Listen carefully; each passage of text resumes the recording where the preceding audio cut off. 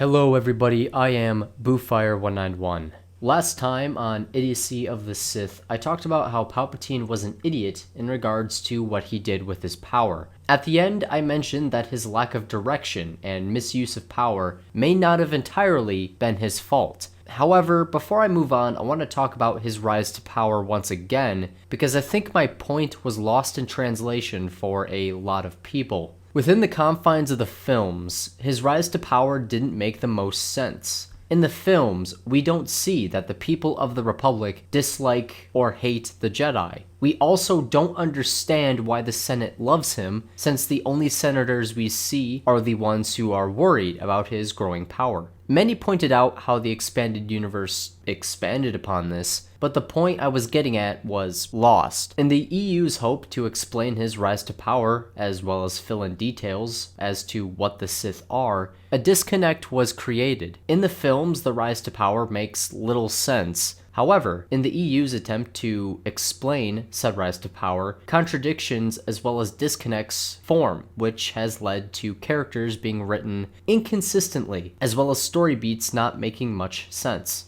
The Darth Bane trilogy is amazing and a great read. The way it expanded upon a throwaway line at the end of episode 1 is rather incredible. Bane's Rule of Two is a great creation and led to a breed of Sith stronger than they had ever been for thousands of years. With that said, it does have flaws that were pointed out in universe that I'm going to go over here before I move on to my main point. The governing principle of the Rule of Two is that there are only two Sith, the master who embodies the power, and the apprentice who craves it. The Rule of Two originates from Darth Bane during the last few years of the Galactic Dark Age. To sum up events rather quickly, Bane created this philosophy during the Brotherhood of Darkness's time as the strongest faction of Sith in the galaxy. Seeing how weak the Brotherhood was due to several weak apprentices killing a master, so one said apprentice could take the position, Bane realized the Sith were doomed to fail. Again, long story short, with this in mind, he set into motion the defining moment of the Battle of Ruzan, the Thought Bomb, which resulted in the death of every Sith but him. Later on, he would find a young girl named Rain, take her as his apprentice, and she gained the name Darth Zana.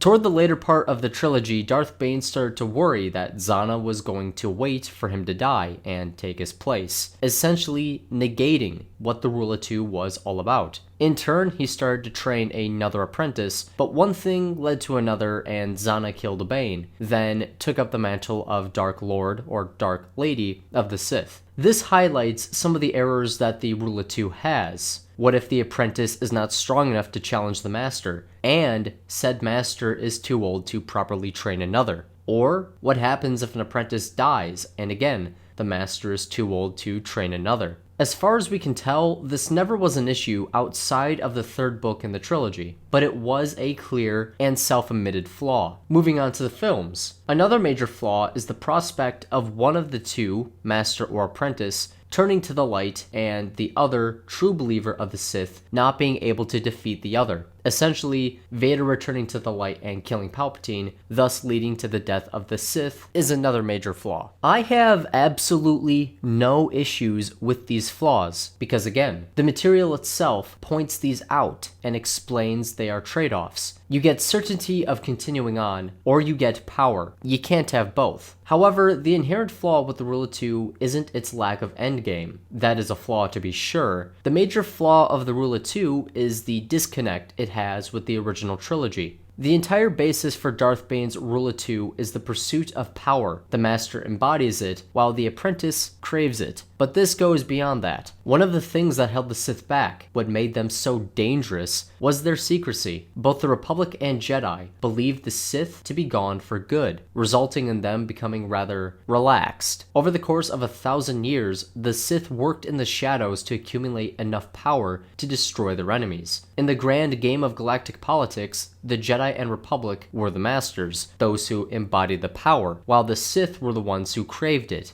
This is where the disconnect between the films and the EU comes into play. The rule of two is a great philosophy for the Sith to become powerful, but it is a terrible one to govern the Empire. The ancient Sith and Sith Empire of the Old Republic were societies built upon a strict hierarchy that was determined by how powerful someone was. They were built from the ground up to be empires. To skim over the lore rather quickly, fallen Jedi led by Ajunta Paul landed on the planet and became the rulers of this Sith race, leading to the ancient empire. Then after the Great Hyperspace War, the remnants of this empire rebuilt later to become the empire in the Old Republic. The main difference between these two groups of Sith, the original and the Rule of Two, is the original wanted to rule the galaxy. They had their own internal logic as to why they were better suited for it than the Republic. The Rule of Two, on the other hand, fundamentally does not lend itself to ruling the galaxy, because it only has one outcome: death. Either the one who craves the power kills the master, or the master kills the apprentice and must train another. If they don't do it in time, they will die. The Sith will die. When you look at this from the perspective of the wider galaxy, the Sith only have one fate if they take over: death. They are either killed by an opponent stronger than them, or they defeat them. Now some of you might be thinking, hey, that contradicts your point. How can the Sith die off if they defeat their enemy? Let me explain. First, another threat may emerge and defeat the Sith, but that's cheating. The main reason I say this is due to the nature of the Rule of Two. The apprentice has to kill the master. One of the things that made the Rule of Two so dangerous is the fact that the Sith had to hide while gaining power. They had to keep their base instincts and desires in check. They couldn't be meaninglessly cruel, because if the Sith drew too much attention to themselves, then the Jedi would notice what they are doing and track them down. As witnessed with Palpatine, if the Sith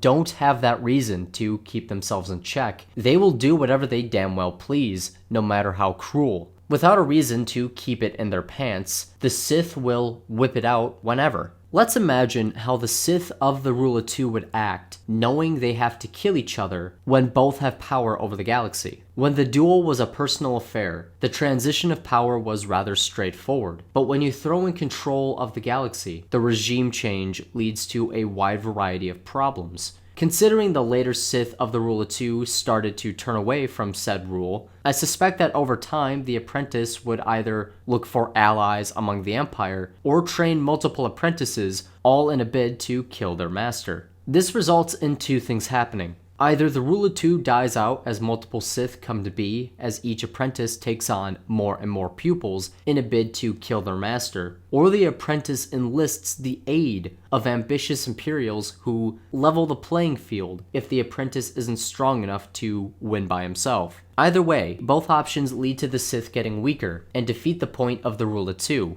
Without a unifying force, without a foe, the Sith no longer have a reason to get stronger, except to defeat their master. So with this in mind, why fight them one-on-one if after that point no one is left to oppose you? There is a chance that the Rule of Two persists indefinitely. There is a chance that each apprentice respects the traditions of the past, but it is slim. Even then, another issue emerges when the Sith have nothing to keep them in check. I've said this before, but the Rule of Two forced the Sith to act intelligently. They couldn't do whatever they wanted, but if the Republic and Jedi are gone, there's nothing holding them back. The old Sith Empire had an answer for this: other Sith Lords.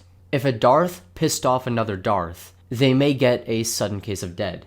There was some measure of checks and balances. Granted, this led to other issues, but it prevented, to a certain degree, completely pointless cruelty. Just like before, a Sith of the Rule of Two may be able to keep it in their pants, and they may be willing to follow tradition, but those are two rather unlikely outcomes. The only way the Rule of Two can rule a galaxy is if everything goes according to plan, and not just on their end. If an apprentice kills a master, do you really think every admiral or moth would just go along with it? Considering the warlords after Palpatine's death, I have my doubts. The old Sith Empire kept everyone in check through their overwhelming power. By having only two Sith, this overwhelming power is diminished greatly. Yes, As a single foe, a Sith of the rule of two is a force of nature, but they are not strong enough to go toe-to-toe with the Imperial military, who is filled with countless ambitious individuals. The disconnect created by the rule of two is that it was meant for the pursuit of power, and not what should be done once the power is obtained. It does not explain why the Sith wanted to create an empire. The way I see it, the rule of two's ultimate outcome is in almost direct contrast to the creation of an empire led by the Sith. In truth, the outcome should have been them pulling the strings behind the scenes in order for them to achieve whatever their goal is next. Once the Jedi are dead, they should, and kind of did considering Palpatine, Plagueis, and his master, the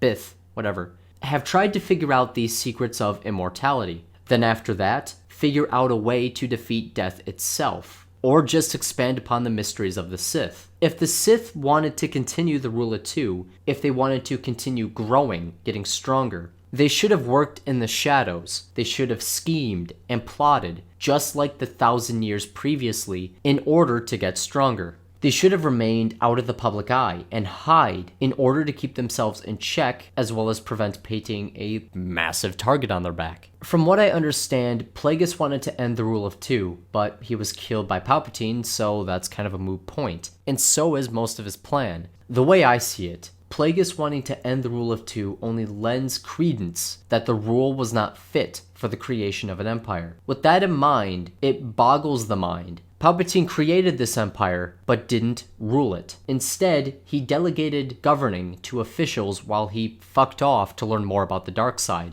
Again, this boggles the mind. Why wouldn't he just rule from the shadows and pull strings to get what he wants? He doesn't need to be an emperor to learn the secrets of the dark side. He just needs people willing to do his bidding. People he could have gotten without painting a massive target on his back. I love the rule of two. I enjoy the stories of the EU, but when put into context of the films, the only things that are 100% canon, period, it creates way too many problems. The rule of two is great, but fundamentally it makes no sense that the end result is an empire, when the rule of two is concerned with the pursuit of power and not what is done once it's obtained. In short, the rule of two is a dog chasing a car. They don't know what they're gonna do once they've caught it, which ties into Palpatine being an inept leader. That's really all I have for this video, guys. I hope that made sense. I hope this breakdown of the rule of two was enjoyable. Tell me what you thought down below. I've been Boofire191. I'll see you guys all next time. Goodbye.